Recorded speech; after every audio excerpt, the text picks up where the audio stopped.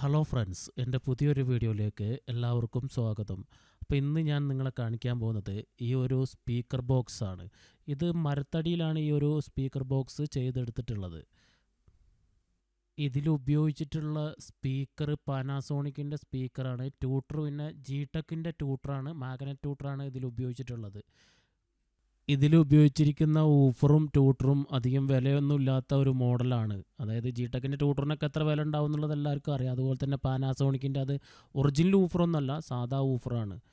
പിന്നെ ഇതിൽ ഉപയോഗിച്ചിരിക്കുന്ന ക്രോസ് ഓവർ C10ൻ്റെ ക്രോസ് ഓവറാണ് ഇതിൽ ഉപയോഗിച്ചിട്ടുള്ളത്. ഇതൊരു 5.1 ആമ്പിൻ്റെ ലെഫ്റ്റിലും റൈറ്റിലും വെക്കാൻ വേണ്ടിയിട്ടാണ് ഈ ഒരു സ്പീക്കർ ബോക്സ് നിർമ്മിച്ചിരിക്കുന്നത്. ഇതിൻ്റെ സെൻട്രൽ സ്പീക്കറും ഇതുപോലെ തന്നെ ചെയ്തിട്ടുണ്ട്. ഇത് മൂന്നും കൂടി ആയിട്ടുള്ള ഒരു വീഡിയോ ഞാൻ ചെയ്യുന്നുണ്ട്, അടുത്ത ദിവസം തന്നെ ചെയ്യുന്നുണ്ട്. ഇത് പ്ലാവിൻ്റെ തടിയിലാണ് ഈ ഒരു സ്പീക്കർ ബോക്സ് നിർമ്മിച്ചിട്ടുള്ളത്. ഇത് പ്ലാവിൻ്റെ തടിയിൽ ഇത് ചെയ്തിട്ട് ഇത് പോളിഷ് ചെയ്താണ്. അതാണ് ഇത്രയും ഭംഗി ഈ ഒരു ബോക്സ് കാണാൻ.